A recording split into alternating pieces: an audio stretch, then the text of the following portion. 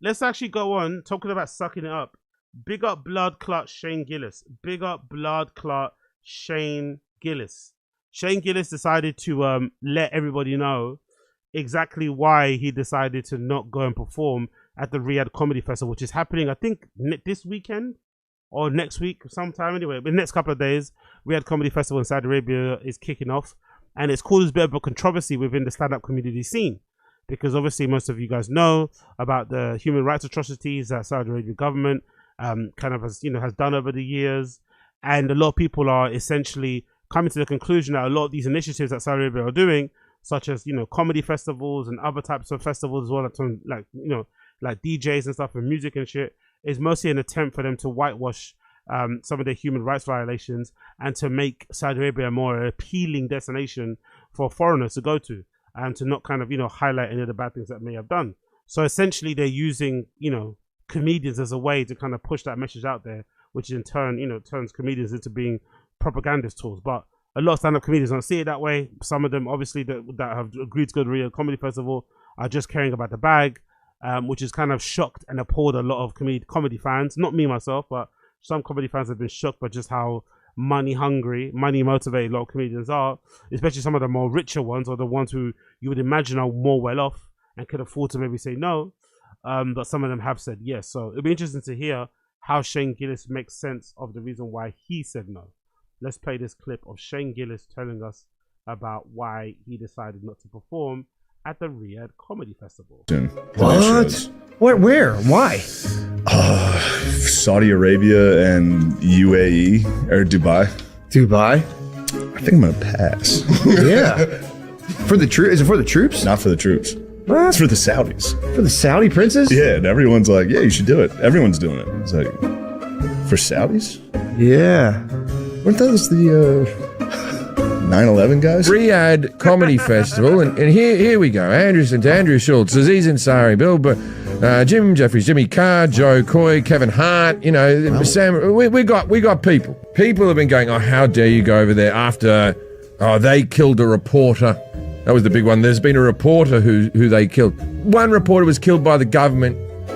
Unfortunate, but not a fucking hill that I'm going to die on. We did get an offer to play. I think I'm going to go. You're going to go? Well, I'm only doing 2 days. Where? I'm going in and out. Saudi Arabia. Just to get that I would paycheck. do that. Yeah. Why not? I'm doing it. 2 days. I wouldn't do gay material there. Yeah. At all. Weird. Sam and I are both doing gigs in Saudi Arabia, so Sam's days are numbered. So I'll be there, and I will join in with the Saudi people if it means I get out of there alive. But at the same time, almost no entertainment money comes from a good place. No, but it's like, do you want to take it from them, or do you want to take it from someone who's probably assaulted millions of people? I don't really have strong feelings about the Saudi Arabia Comedy Festival. I do get the fact that they perpetrated 9/11. I'm not doing it.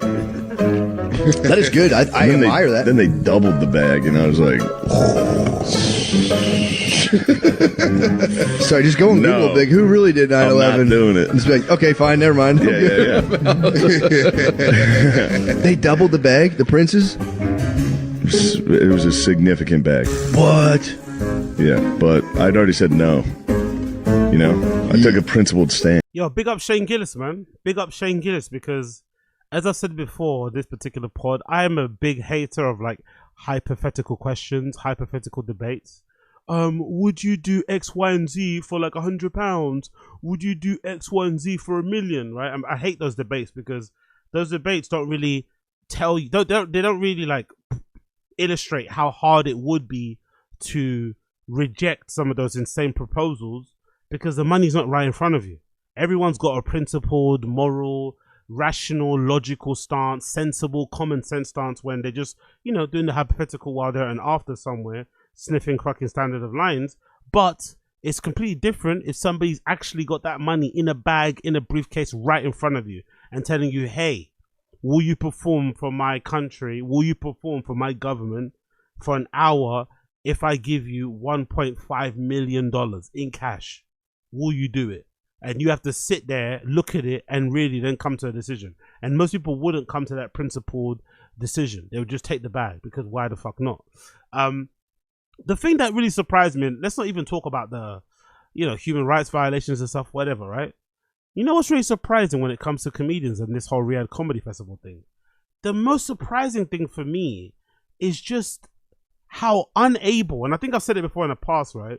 But I feel like stand-up comedians are similar to like DJs in their willingness to play anywhere if somebody pays them. Like, you could get a DJ. I think you could get a DJ to play in your living room if you send him a DM and send him enough money. If you sent a DJ that you liked, if you had the money and you want a DJ to just play in your living room or to play outside in your hallway while you're taking a shower on some Kai Sinat shit, if you want to do that, I think you could get any DJ to play for you if you offer them enough money in your fucking living room. I swear down. They don't have any qualms about it as long as they get in the fucking bag, which puts them in a weird position because it means it opens them up to like loads of crazy offers, opens them up to doing some gigs in some dicey countries and being used as propaganda tools and shit. But the thing that I could never work out when it comes to that sort of stuff is how is it that it's always the people that have the most that are unable to turn these down? Because I had that feeling during the pandemic, right? During the pandemic, at the height of it, when we were all panicking, especially me, about everyone dying left and right, and then you were seeing all these stand-up comedians, all these DJs flying off to third world countries where the COVID lockdown restrictions were a bit more loose or they didn't have any whatsoever. And obviously their governments were welcoming all this tourism because it gave them a spike in tourism, but it kind of led to the deaths of many people too. But you saw these people flying all over the world to go and play at these third world countries, and it kind of made you think, like, how is it that all these DJs who are the most highly paid can't afford to just not play for a couple of months? Why is it that they have to do this, right? That's what I remember thinking, like, how, like, I get the money offer, I get it, but why is it all these, the ones who are on the top 10 most played, no, the ones that are on the top of the list when it comes to DJ Mag list and all this malarkey, they're the ones who are unable to turn down the money. And because in my head, I thought to myself, I could kind of understand if it was like an up-and-coming DJ or somebody like on a middle tier who got an offer to play for the Saudi government and then just couldn't turn it down, because maybe the money the Saudi government would offer you or as a gig, as a fee for your booking, that might be money that can kind of hold you down for a couple of years, which would then allow you to do your art for a couple more years, which then maybe allow you to maybe stumble on a hit, stumble on a great gig, and then suddenly it changes your whole life. So that money that they give you can really, really change the direction and the course of your life. But I really don't think the money that these comedians get offered, even the crazy bag that Shane got, like, what's it gonna do for them? Like, Tim Dillon was willing to like damage or destroy his reputation forever for like 375,000, and in the end Tim Dillon didn't go or wasn't booked to the comedy, or he's got his offer pulled away or rescinded because he said some dicey stuff on his podcast about the Saudi government. But Tim Dillon was prepared to just, you know, destroy his reputation for $375,000, sorry. And I'm just sat there thinking, like, Tim Dillon's pretty well off, I'd imagine. He's probably doing quite well for himself. I don't think 375,000 really changes anything for his day-to-day life. Not really. It might afford him a couple more Ralph Lauren polo tops, a few more fucking, you know, Balenciaga fucking sunglasses, but I really don't think it changes drastically his life. He could probably make that, you know, from 6 months of podcasting or maybe less. So it really does confuse me why the people at the top who have everything, they have the fucking Rogan connection, they play at the Mothership, they play at the Comedy Store, they have Netflix specials, Hulu, HBO, all this stuff, they have everything. And they're the ones who are like fighting. They're like instantly flying over to Saudi Arabia to go and perform. When really and truly those positions should maybe be given to like the middle tier people. But then again, the Saudi government don't want to book the middle tier people because they want to put on a hell of a show. They want to attract more tourists. They want to make it a bonanza type of affair. So they're going to book all the biggest artists to come down to kind of, you know, to legitimize what they do, make it in a bit of an attractive pool, etc., etc., etc. But I definitely will die on the hill that the only people, the only artists, the only the only trade of people who are more money hungry than DJs are stand-up comedians. The only people who will never turn down a check that to rival DJs and stand-up comedians. Because I thought DJs were the highest. You know, they're the ones that just have no principles, no more, nothing. It's just wherever someone pays them, they'll go play. Like I'd imagine there's a large chunk of DJs nowadays. If fucking Francisco Franco, if fucking, I don't know, if fucking Hitler was still alive now and they got booked to play, I think there's a bunch of DJs now that would definitely go and play for fucking the Nazi party if they were still around now. They would definitely go and play a private gig for fucking Hitler if he was around now. Like, they don't give a fuck. So I just find it odd. I just really do. Forget the principles and morals. Like, Jesus Christ, man. Like, don't you motherfuckers have enough money? Is that a thing? Can you ever have enough money? I guess maybe not. Maybe you can't ever have enough money. I don't know. But I just think you must get like, you would imagine, right? Even if you're pursuing something in the arts, part of your pursuing a career in the arts, I'd imagine, is because you cannot or you're unable to work a conventional job. But then even if you're pursuing something in the arts, in the beginning, you always have somebody to answer for. You always have someone to answer to, sorry.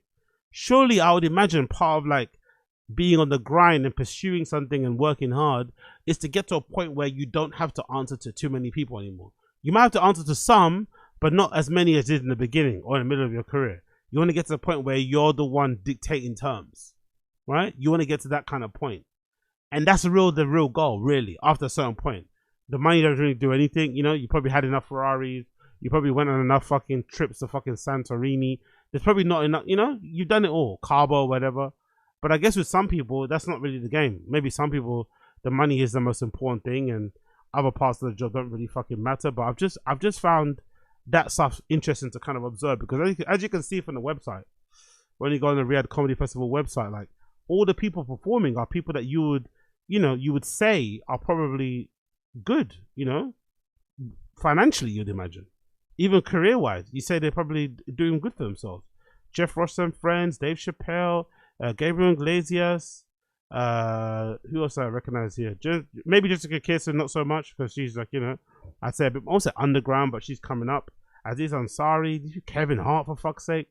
Like, these are people how you'd assume have, like, you know, a decent sized bank account, a healthy one. But again, they seem unable to turn down anything. They just go. And I guess it is what it is. I guess it is what it is. I guess it is what it is.